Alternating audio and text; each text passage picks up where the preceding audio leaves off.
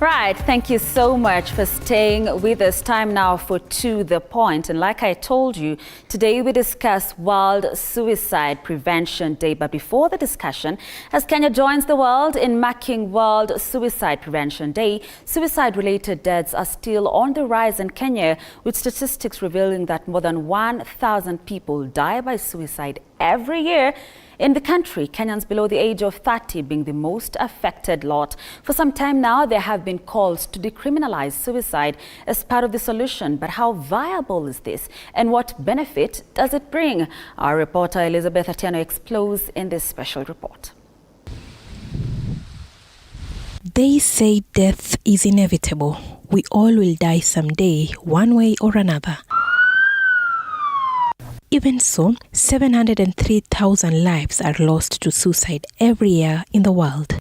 For instance, between the months of April to June in 2021, 483 people died by suicide in the country. Every year we lose 1,408 people by suicide. The month of August this year was a dark month for Kenya, especially for those residing in the coastal region.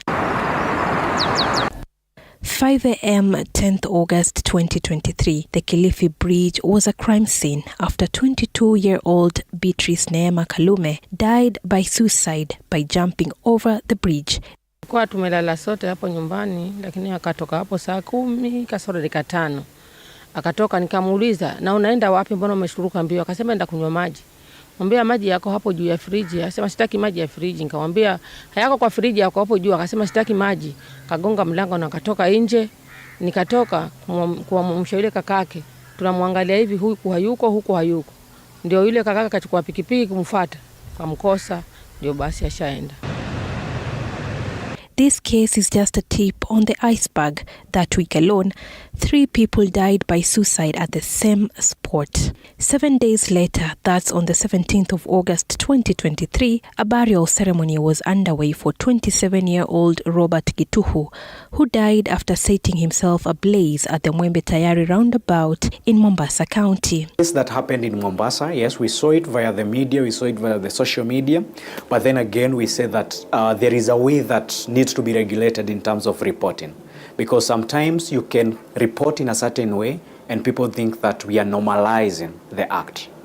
These cases paint the grim picture of the rising cases of suicide among youth in the country. The reason being, at the age of 14 to 30, that is when a good number of mental health illnesses start to, manifest. Siaya County is now on the spotlight after 39 people died by suicide in just a span of 1 year. Finally, this is also very, very tragic. We had 4 children who committed suicide during this period under review. The male gender is said to account for more cases of suicide in the country, especially men under the age of 45. Arthur Gishiro is a psychologist at Chiromo Hospital Group and explains why this is the case. Men are more likely to commit suicide 3 times more than women. Why so? This is because men, in most cases, don't open up. The suicide cases for women are a bit lower because women still embrace the social gatherings. You find women going to chamas, you find women going to church, you find women at salons where they're able to talk and have these conversations. Section 226 of the Penal Code states that, and I quote, any person who attempts to kill himself is guilty of a misdemeanor and is punishable by up to 2 years in prison and/or a fine. This clause does not sit well with some Kenyans who have since called for its retraction, arguing that it leads to stigma among those battling suicidal thoughts. Suicide is just kind of a symptom in a mental disorder. Okay, and that is why we as psychologists or mental health officers, we are always number one telling people not to criminalize suicide. Because why do you criminalize a symptom for a mental health problem? In February 2021, Kenya launched a suicide prevention strategy of 2021-2026, with the main goal being to attain a 10% reduction in suicide mortalities by 2026. Some of the recommendations highlighted in the strategy include controlled access to common means of suicide such as firearms, pesticides, erecting barriers on bridges and high buildings, collaboration with the Ministry of Agriculture and other stakeholders in creating a pesticide control policy, and the introduction of life skills in schools where students can be taught on how to manage their mental health. We are actually headed in the right direction, given that nowadays people are coming out, they are seeking help. Every 10th of September since 2003, the world commemorates Suicide Prevention Day. This year's theme is creating hope through action. On this day, governments and respective stakeholders are urged to amplify their voices and create awareness on suicide prevention and encourage well-informed actions. Elizabeth Atieno, TV47, Nairobi.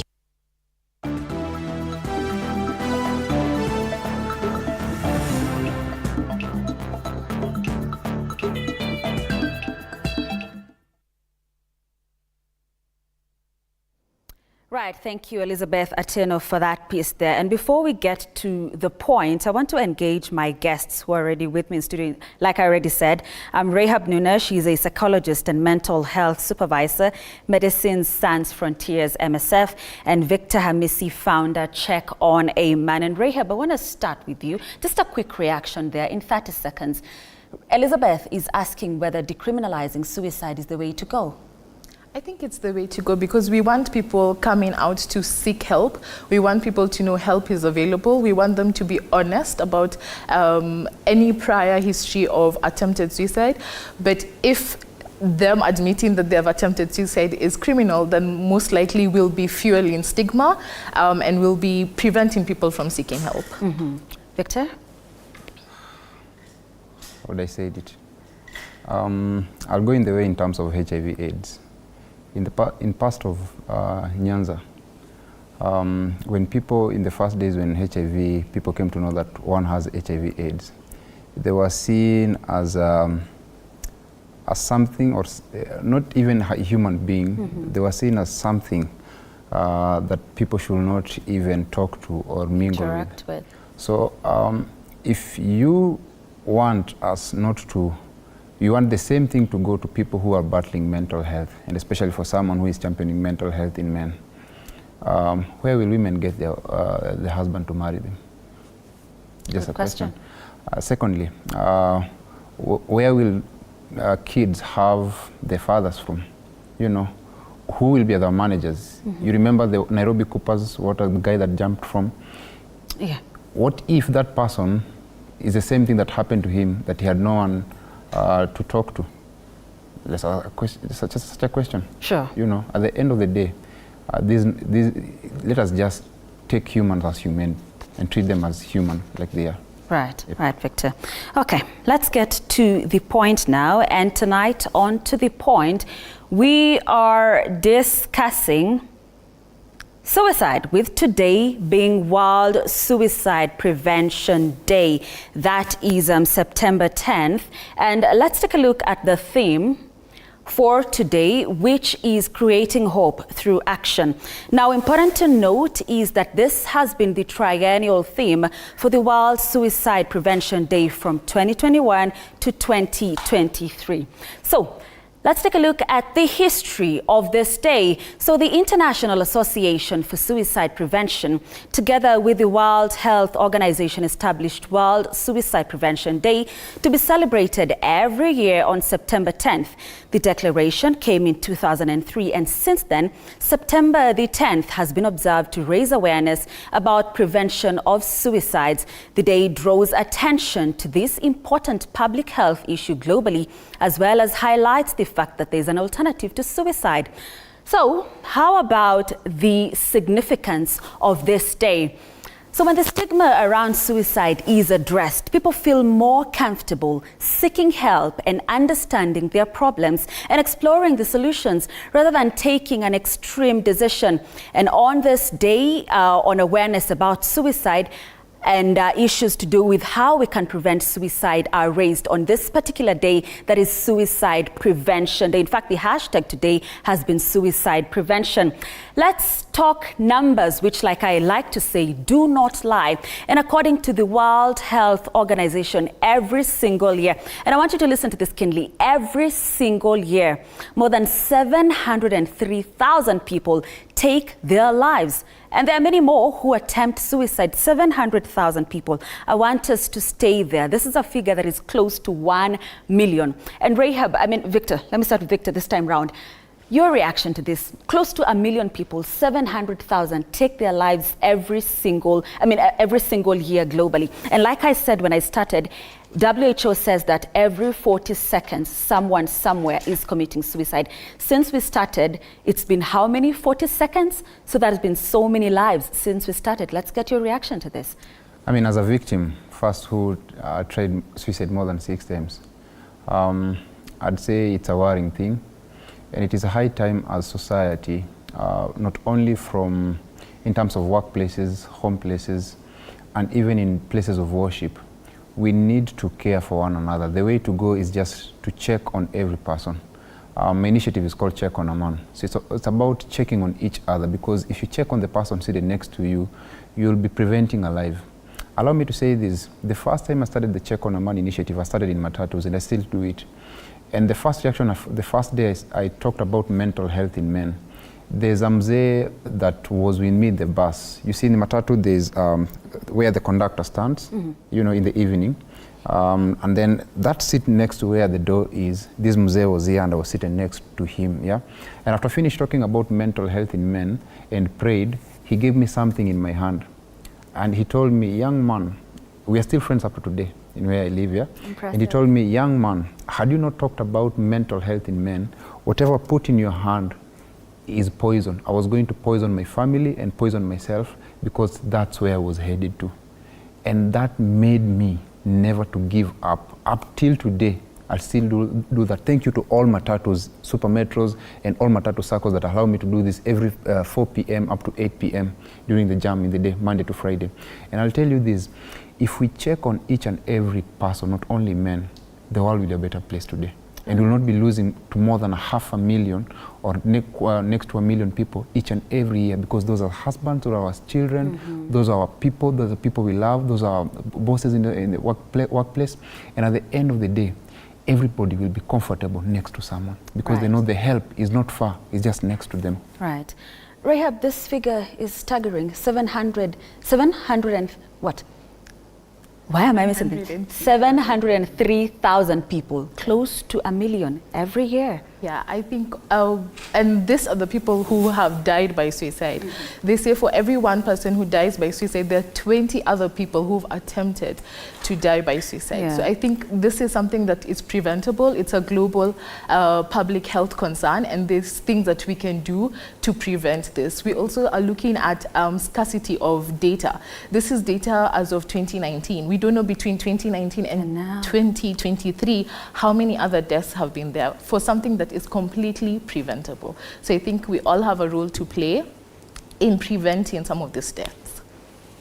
Right. Thank you so much, Rahab. So let's move on. We left it at the 703,000 figure. And remember, I said that apart from this, there are many more other people who attempt suicide. Now, every suicide is a tragedy that affects families, communities, and entire countries, and has long-lasting effects on the people left behind.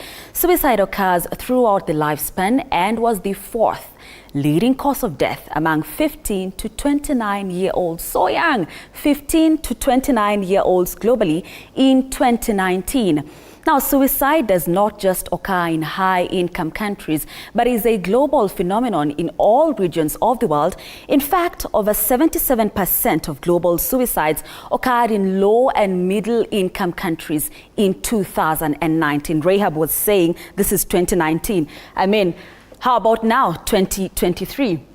So let's come home and take a look at the rates or the suicide rate in Kenya, where the name suicide mortality rate means the number of suicide deaths a year per 100,000 population. So Kenya's suicide rate for 2019 was 6.10. That was a 1.67% increase from 2018.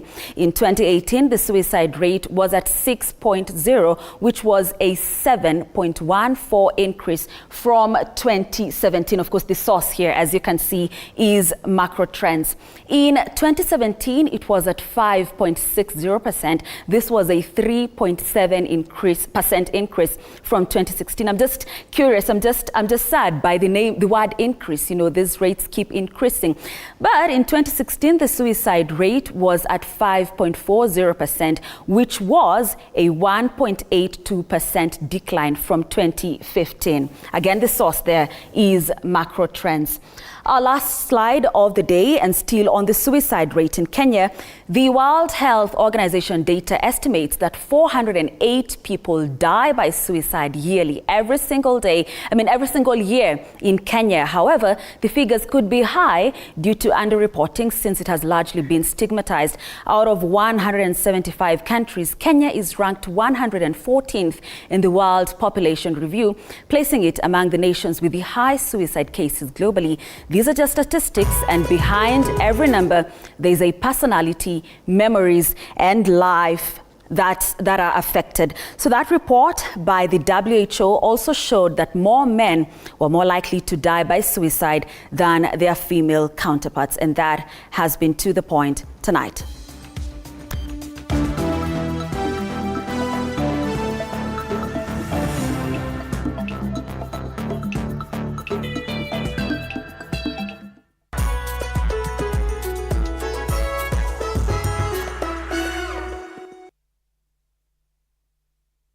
Makori hapa na leo niko Utawala. Tumekuja kutembelea mshindi wetu mkubwa wa G-Boost na Lotto, anaitwa Lynn Kemunto. Let's go and have a brief chat with her. Twende.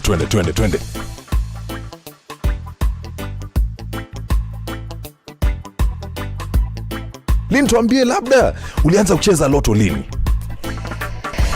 Sikumbuki, nimecheza for a while now, Na umewahi shinda pesa yoyote na Lotto? Bado, this is the first time. Amejishindia pesa fulani, wacha atuambie ni how much? 500,000. Tuambie, hizi pesa umejishindia zitakubustaje hii Januari? Okay, sasa since niko na a logistic company, nita buy 2 or 3 bikes so that tuendelee deliveries zikuwe smoother, tukuwe na clients wenye hatuwasumbui sana. Things are fast now. Hilo tu ni ukweli kabisa, waendelee kucheza, their day is coming. Pia wewe unaweza jishindia, kumbuka paybill number 77700. Unaweza jishindia big amounts with Lotto. Over 18s only. Gaming can be addictive. Play responsibly. This message has been approved by the BCLB. Changamka, cheza Lotto.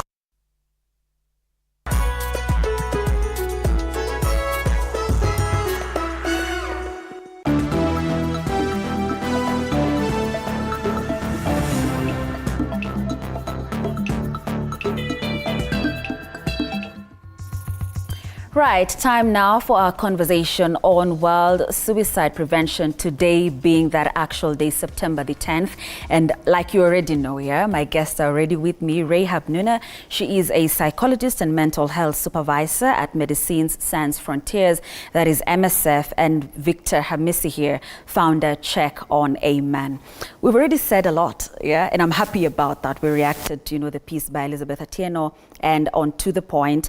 But Victor, I want our viewers to understand why we have you on this panel tonight. What is your story? Because you actually said that you are a victim yourself, when we had that reaction on Elizabeth's piece. What's your story? So, I'm a very jovial young man. Yes, you are. I'm so much thankful for hosting me here. It's by God's grace. And at the end of the day, I'm just here to share and to impact someone and many people's life, and especially men, because that's where God used my pain to find my purpose. So at the age of 12, I lost my parents. The last person that passed was Mom. And then I had tried my first suicide because of my brother's dad, who caned me, unclothed me and caned me, and he had tied me. So I used the same rope to go hang and commit suicide. But unfortunately, a sound came and told me, "This is not the plans I have for you." So I took off the rope, went down to the river, and I thank God for someone called Mzazi Willie M. Tuva, who someone was taking a bath in the river, and I heard him saying, kwa maisha ya leo unayopitia Mungu ana mipango mema nawe, so piga vumbi, toka ulipo na endelea mbele. And I walked from Migori to a place called Home of Untold. I went to look for my mother's friend. My mother had some rematch because she was mongering fish from Home of Untold, bringing them to Migori. So in Migori she had a single friend, and in Home of Untold she had a single man who's a single man. So she did, and you know, so I was going to look for that lady and the husband. Unfortunately, I found they were not around. They had relocated to Kisumu, and I didn't have their numbers. So I walked from Homa Bay coming to Nairobi to Keroka, and then long story short, I came to Nairobi, went back again to Migori, and then when I came back the second time, I came to my uncle's place, and my uncle became the worst me of my life. He would drag and rape me for more than 3 months, and one day he came drunk and told me, "Nipe venye unipea." So I didn't know that this pain that I used to have was because of his actions. So I ran. Fortunately, the next day, the wife came to look for money upkeep, and I saw the door open, so I ran, and that's how my life in street started. And I started in the street. I battled depression, tried suicide 2 times, and the worst one was when I prayed and told God, "I'm tired of this life. I don't want to come to you, neither do I go to Satan, but I just want to rest." And I had bought acid. I took acid. I waited to die, but unfortunately I did die. And I thank God for someone who was very close to my heart. Hi, Mrs. and Mr. Nunda, wherever they are. Their daughter, Faith, helped me to become who I am today. Faith made me who I am today. She's late, and she's not around to see the fruits of her labor. But she helped me realize my worth as a man. You know, I was using pads as a man. You know, I had not had surgery, and she really helped me to become who I am. And thank to Jerry also and Jerry Migwi, they helped me to get to Nairobi Women, had surgery. And now after the surgery, now I had my purpose in life, and I pursued counseling. And at the end of the day, I'm where I am because of what I chose to see the message that God was passing through the pains that I was going through. And when I grasped the lesson that God wanted me to go through in this pains moment, and that's why He said, even if you walk through the valley of shadow of death, I'm with you. So that gave me the hope. And today I've helped more than 15,000 men. 15,000 men overcome depression. And I am here because of God's purpose. Yep. So I also champion in terms of, I want to see marriage and relationship work, men being valued for who they are, because the worst thing that is happening in today's society is men are battling depression, and they have no one to speak what they're going through. But you know that grace, that when men come to us and speak whatever they're going through, we tend to stigmatize them by telling them, "Jikaze we ni mwanaume," or "be a man." And this is one of the 2 statements that have killed men with potential at a young age. And if men would have a comfortable space where they can share anything that they're going through and being valued for who they are, not what they have, then at the end of the day, men will bring their potential. Right. And Victor, in less than a minute, you said that your mother was the last person to pass. Yes. On. So meaning there were more. My dad was the first person that passed, and then my younger brother passed, and then my mom. And this is at the age of Mom 12? Passed. Yes, Mom passed when I was about 12, turning 13. Yeah. Yes. So you lost 3 very close people to you. Dad passed before the age of 12. Yes. Wow. Yes. Rahab, as you listen to Victor, as a psychologist, what goes through your mind? I think what goes through my mind is definitely how mental health is key. There's very many things that people are able to do. There's very many triggers that can cause someone to attempt suicide or to die by suicide. And I think it just shows how complex some of these causes are. They're intertwined and interconnected. So from what Victor is saying, there were socioeconomical issues. There was also psychological issues. There was physical and physiological issues. So all those causes can actually put someone at risk for attempting suicide. Right. And he's talking about, because like he said, you know, his foundation is Check on a Man, yeah? And he's talking about more men committing suicide or attempting suicide than women, which is true, even backed by the figures that we had on To The Point from WHO. We know that it's difficult for men to open up. Is that true? I want to get it from you. And why is it the case? I think it has a lot to do with culture. Just like as Victor has said, in an African culture, a man is supposed to, you know, keep quiet, burden the shoulder of his family, even if he's the one who's having problems. So it's very hard for people to come out and talk about some of these things. We're also faced with a lot of stigma and taboo in an African context. A man shouldn't be seen crying. You know, these are gender roles, and that you're being taught at a very young age, because that's what their parents taught them. So it's passed on from generation to generation. So it becomes very normal when a man is angry and has an anger outburst, but for a woman it's okay for you to be angry and cry about it, but we tell men not to do that. So it comes from a place of learning. It comes from a place that there's a lot of gender roles and there's a lot of culture beliefs tied into it. So what do we do about it? Because again, Victor is playing his own part with Check on a Man. He mentions 15,000, the lives of 15,000 men that he has impacted. But what more do we need to do as a society?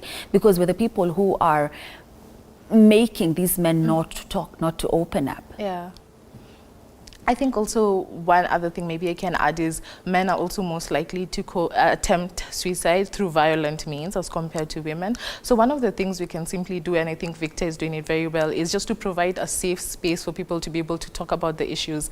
You know, we're very open as women. If we're gathering in a corner, more women will come and we'll continue talking about it. But when a man comes, sometimes we'll even stop and tell him, why you in this discussion? It's for women. So I think we also have to create an enabling environment where people feel safe to share whatever they're going through, and we're not looking at them with eyes of expectation or eyes of they should be better than that. Yes. All right. So Nick, we're due for a break. We take that short break. We come back with more of Victor's story and of course more insights from Rahab.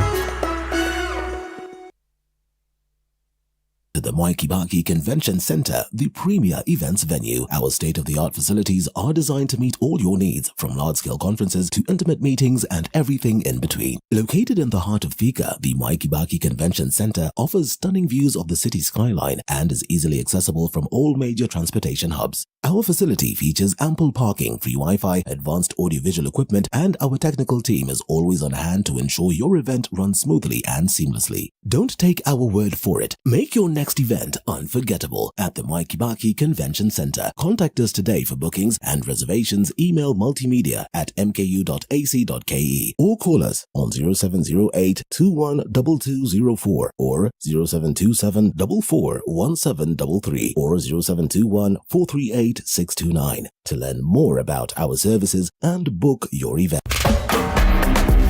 Radio 47 tuko nawe mchana kutwa na usiku kucha.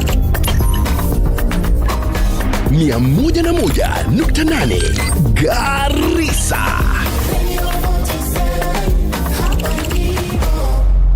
Tunavuma na bado. At the East Africa University, we understand that there are limitless possibilities for brilliant minds. Join us for our September intake for short courses, certificate courses, diploma courses, degree courses, and Master of Business Administration. For more information, you can contact us on 0722 545167. Email us on marketingdepartment@teau.ac.ke or visit our website at www.teau.co.ke to find out more about our programs and how to apply. The East African University, the wellspring of knowledge and character.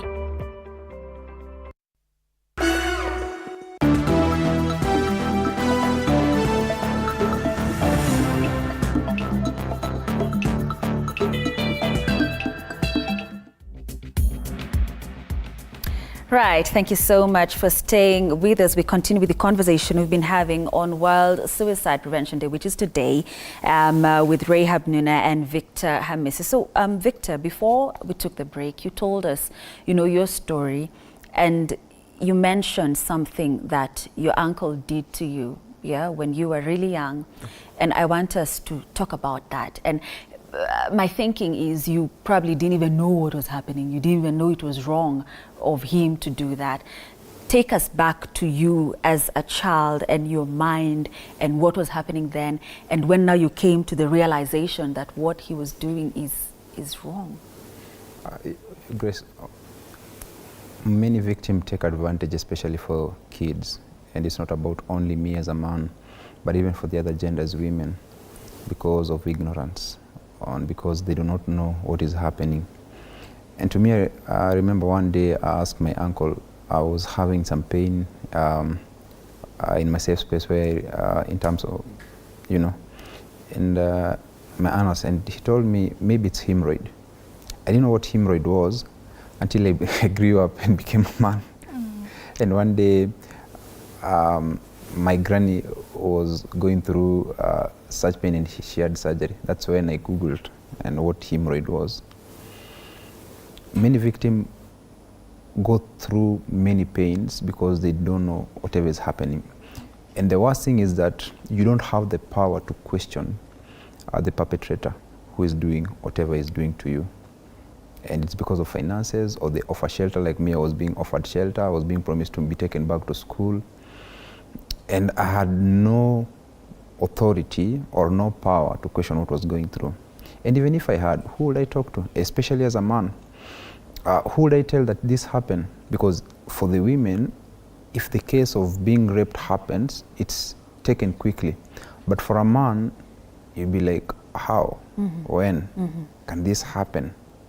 In the context of African men, especially, and it is a high time we see people or men as any other human being, And by the time I got help, had I not even got help from the late Faith, who gave me the safe space to open up and value me for who I am, where I am today, even if to get surgery, and even for Njeri Migi for what she's doing out there, I'll tell you, I kid you not, I would even end up becoming the other society that you and I think of, So it is, in that space, one of the worst thing that I lost was trust in myself and worth in myself.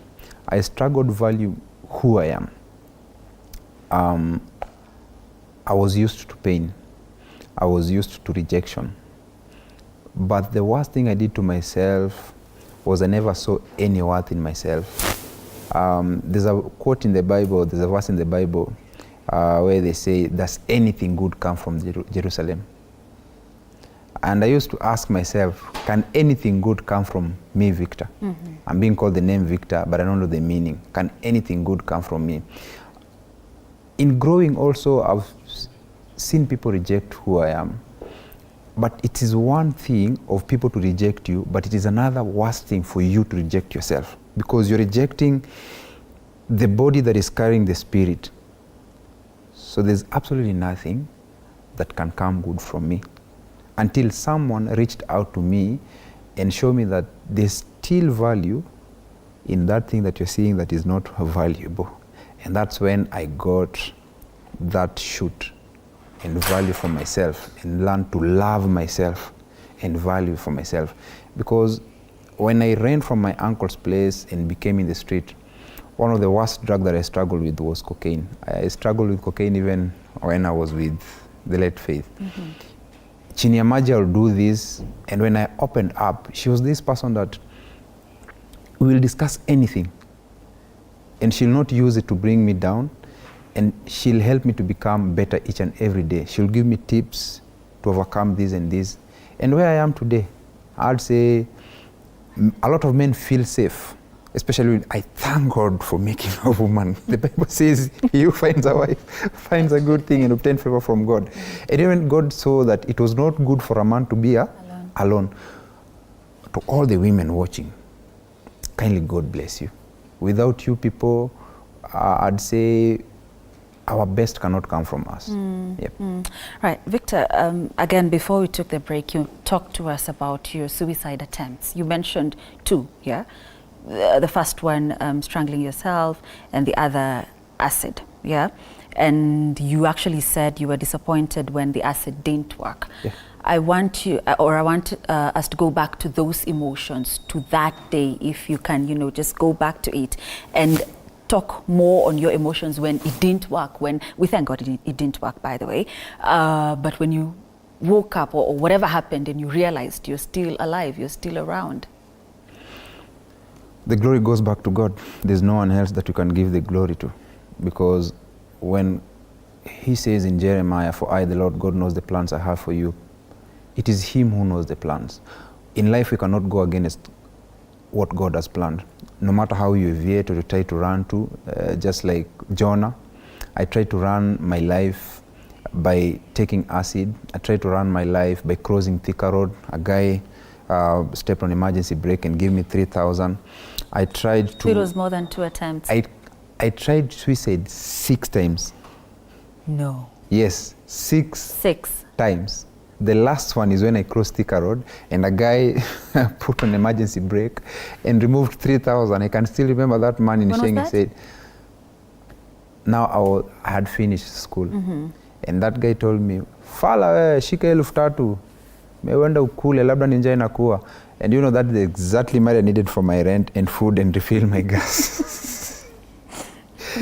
And in terms of victims who battle mental issues, for myself, is wishing to speak to someone, wishing to tell someone that this is what I'm going through. And especially as a man, most men wish they had someone to share whatever they're going through. They do not need money or anything. I keep telling people when I talk about mental health and offer my counseling services, I tell them men only need 2 things, a shoulder to lean on and a listening ear. And with those 2 things, even for her, she'll agree with me, that men will get the sigh they are looking for, because that's what gives you the hope to see the next day. It's not about the monetary. When you get the peace from the mind to the heart to your life, you'll get the strength to see the next day. And for me, all of these things I did not get from anyone. I struggle with my own self. I struggle with drugs. I struggle with glue, until to a point whereby there's a family that took me in, Mrs. and Mr. Baraza, helped me to school myself, go to Form 2. The husband lost his job. They were unable to take me back to school. I had to fend for myself now and finished high school and to the course that I took. But till that, even though I was dealing with these people, I was unable to open up to them and tell them what I was going through, because of how sometimes the reaction I thought they would take.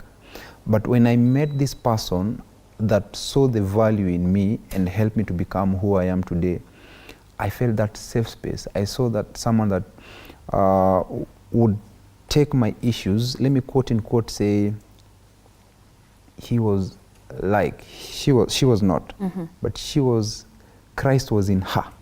I saw Christ in her. Right. Because he loves who we are, no matter how many times we sin in a day. And for her, she saw me who I am, and she saw my fault, but she chose not to see the weaknesses, but to see the values, the importance of me. And that's what she helped to groom to overcome the bad things. Right, right. Okay, Rahab, I want to give you a 2-tier because I want to know who is at risk of committing or attempting suicide, and then for the society, for that person who, you know, does not want to commit suicide, what are the warning signs? What can they see in a person and tell you know, they're about to do it? Yeah, I think what some of the risk factors for suicide is adverse childhood experiences, like you've heard Victor mentioning. He's had quite a few. It's also a history of trauma or abuse that also puts someone at risk of attempting suicide.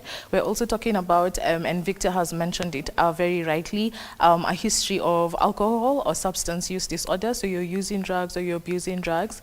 We also have physical pain. You know, if you're in pain, you have a chronic illness or a terminal illness, you're most likely to think about ending your life as compared to someone who is in good general health. We are also looking at people who are a vulnerable population, people who are in areas of conflict. You're most likely to attempt suicide because it feels like there is no hope. You're at a state of hopelessness, and sometimes it feels like you're at a state of helplessness. Then we also have people who come from a culture who believe that attempting death by suicide is a noble act. If you disgrace your family, then the noble thing to do is to end your life through means of suicide. So I think it's multifaceted. There are very many risk factors involved, but those are just some of them. Right. And I think you've asked about the signs and symptoms. So sometimes people confuse the two. So maybe just to bring it out more clearly, is the signs are what is observable, what you can see in this person. For example, Grace was very outgoing. All of a sudden, she doesn't want to hang out with us. We call her, she doesn't pick up. She doesn't want to do any of our social gatherings anymore. Grace never used to drink alcohol or use drugs, and now she's doing both of that very heavily. We are also looking at people who completely want to withdraw from society. You had a job, probably a well-paying job, you want to resign your job, or you resign your job and you don't tell people about it. So these are some of the things we're able to see. We also have what we call mood dysregulation. So you are probably a joyful person, but now you have anger outbursts, you're easily agitated, you're irritable, you're hostile even. So these are the things that people around you and people who know you are able to observe. And then we have the symptoms. So what you'll probably report. What are you talking about? Are you saying, like Victor mentioned, are we passing by Thika Road at the bridge and you're saying, I wonder how it would be for me to jump off this bridge? Are you asking us, or are you telling us that you've been prescribed for some medications and you're wondering how it would be if you'd take all that prescription at once? Are you telling us that you're feeling depressed, that you're feeling sad? Do you have a plan in place, a suicide plan in place? So those are some of the things we need to be able to look out for, especially when it's not someone's norm, it's not in someone's character.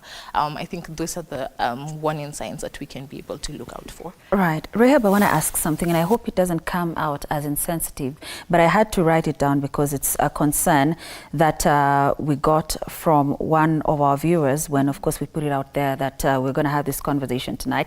But Nick is telling me that we're due for a break. So let's take that break and then we come back with our questions. Stay with us.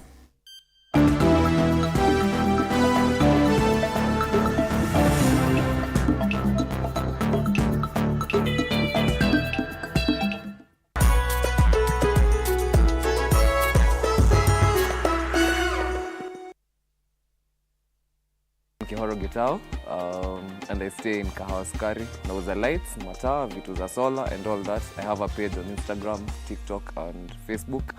We call ourselves Eco Lights. It was on a Saturday evening, nikakoliwa. Baadaye nikaambiwa nimeshinda 700,000 guaranteed bonus ya Lotto. And I was very happy, extremely happy. Hata sikuwa naamini. At least najua saa naweza ongeza stock yangu ya hizo lights. I can also get a physical location, niache kufanya tu online. Lotto is real. Lotto is real. Mtu asiwahi kudanganya ati hii kitu haikuangi ukweli, because mimi mwenyewe I didn't expect kushinda 700,000. Over 18s only. Gaming can be addictive. Play responsibly. This message has been approved by the BCLB. Need an extra hand? Professional chefs will tell you that a damp dish towel under your mixing bowl will keep it from slipping and sliding on your counter as you mix. This tip works well with a cutting board too.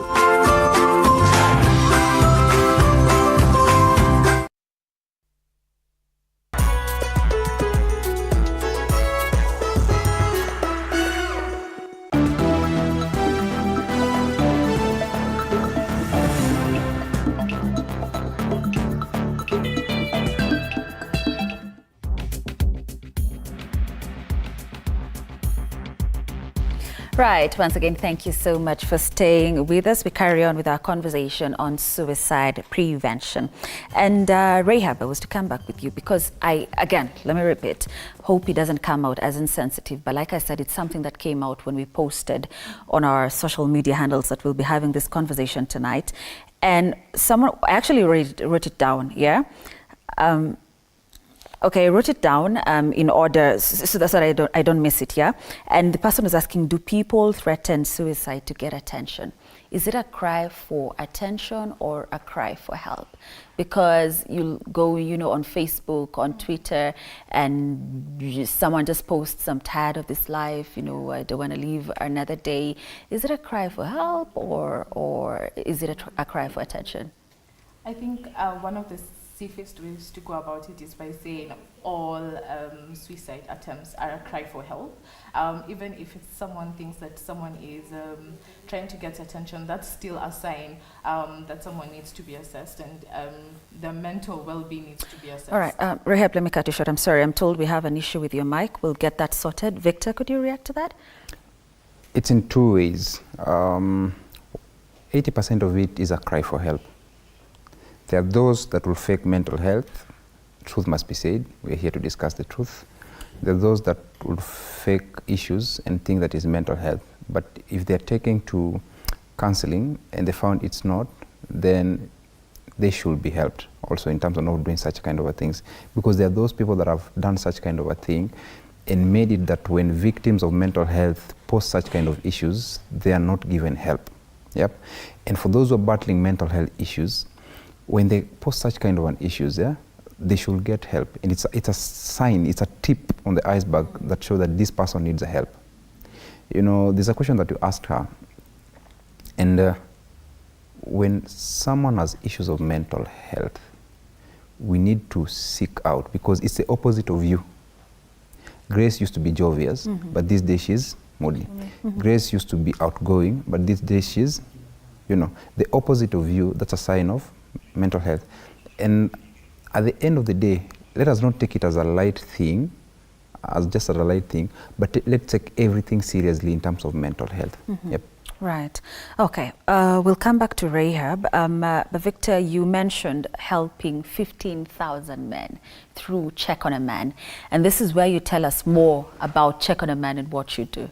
So Check on a Man basically just want to see men having a safe space where they can share anything that they're going through. First is to make sure that they have emotional balance and they can be able to share anything.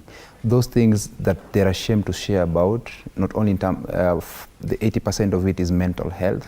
The second thing is relationship, marriages, doing connection for work, and just helping them to be stable in life, both spiritually also. Yep. I respect someone's choice of faith. Allow me to say this.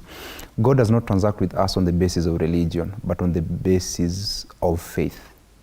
Because all of us, either Muslim, Christians, we communicate to God through prayer. And at the end of the day, a lot of men from both sides have filled space in terms of knowing that I respect Muhammad's choice of faith and I respect Victor's choice of faith. And all of us, we are human beings, Secondly, I want to see marriage and relationship work. Quote and quotes, we've called men dogs for a long time. And it is high time men also need to work on themselves. The truth is, 90% of pain in this world is caused by us men. Yes, because women multiply what you give them. That's the truth of the matter. I get it. Every tree comes from a seed, and every seed of a human being comes from a man. And who is the seed carrier? The man. So if we bring good men who are responsible, men who bring the best out of them, and men who love themselves, because the Bible says, love your neighbor as you love yourself. And if a man is able to love himself fully, they'll be able to reciprocate the same kind of love to another person. Yeah. So when we bring a responsible man from mentally, emotionally, psychologically, religiously also in terms of choice of faith, and also a hardworking, he knows how to save and invest, then you as great, let's say you are single, and you meet such kind of a person, would you say no? And a man who has purpose in his life and know his purpose in life, would you say no? Okay, I already have one. No, I get it. I get it. No, I wouldn't. Yes. To answer you. And that's the kind of people that I want us to bring in this society. You know, from that security guard at the door to the boss top mode, whereby they'll see each other. They respect their space in terms of job, you know, grades, but the one thing they'll see in each other is they're responsible men in whatever space they have, you know. And when any man has issues, we'll rally together. Allow me to say this. Most Muslims, the reason why they succeed is because they have unity of purpose.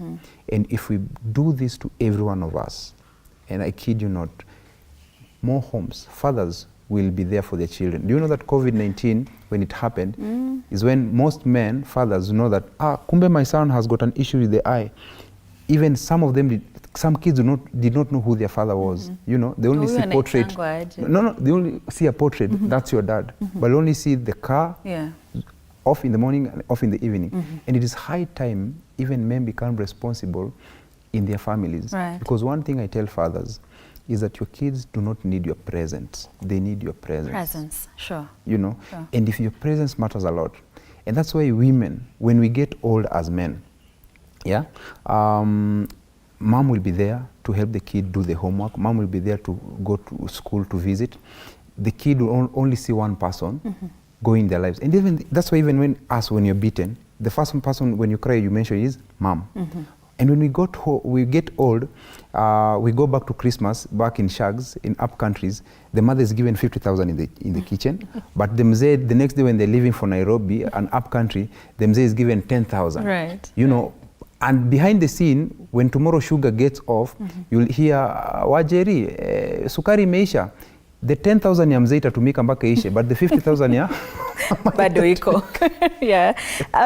Rahab, before that hitch there, you were telling us about, you were answering, rather, responding to whether it's a cry for help or a cry for attention.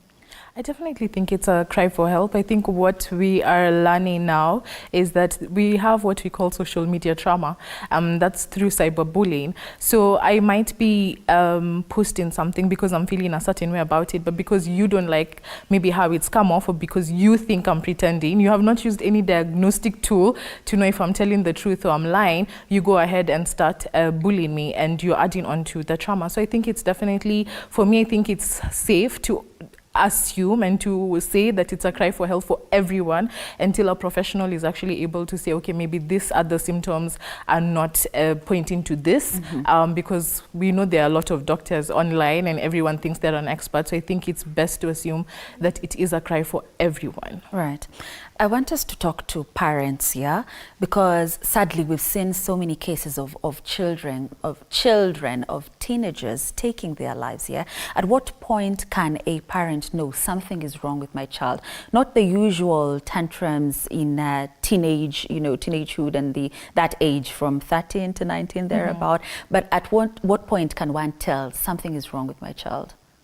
I think what parents need to do is be keen to observe any slight changes in their mood, to observe any changes in their eating patterns, any changes in their academic performance. I think what parents need to do is create a safe environment where children can also speak. I think we have come from a place where children are to be seen in their home and not to be heard. So who is this child supposed to tell that they have a problem? Who is this child supposed to express to that probably they're being bullied at school or they're being sexually assaulted? So I think we have to be able to create a safe environment for the children to be able to talk. And this has to come from the parent, because you have to be able to prompt, ask about your child's day. Who did something to you today at school? How did you react? Because we also see that children are victims, but amongst children, we also have those who are perpetrators of bullying. So I think it's very important that parents are able to see any slight changes in their children, and not only parents, but teachers as well. So I think we need to be able to build the capacity of teachers, parents, and those who come into contact with our children. Right. Rahab, I know you're here as a psychologist, not a parenting expert, but I want to engage you on that line, because there's a very thin balance, according to me, because usually from my research or what I know or what I've seen is that most of these children start by not eating, not wanting to go to school. And you can imagine as a parent, you've paid school fees for the entire term and this person does not want to go to school, yeah? So there's that bit of wanting to be hard on them and ensuring they go back to school. So the question would be, how do you balance the two? Because you want to be firm as a parent and ensure this person goes to school and becomes someone, you know, successful in future. But perhaps there's a problem. Perhaps there's a reason why they don't want to go back to school. Yes. Yeah, I think it's very important for parents to know that you need to be able to now give a listening ear first before there's any repercussions, and be able to explain that to the child. You need to be able to assure them of their safety as they're telling you whatever they're telling you. Because like in Victor's case, and like in most cases that we see of abuse, it's usually it's not by a stranger, it's by persons known to that child. So this child needs to be able to know that if I tell my mom this, or if I tell my dad this, they'll believe me and not doubt that I am lying because this is probably my dad's brother or my mom's brother. So they need to be able to find that there's a place that there's trust in the home and it's a safe environment for them to be able to speak about it.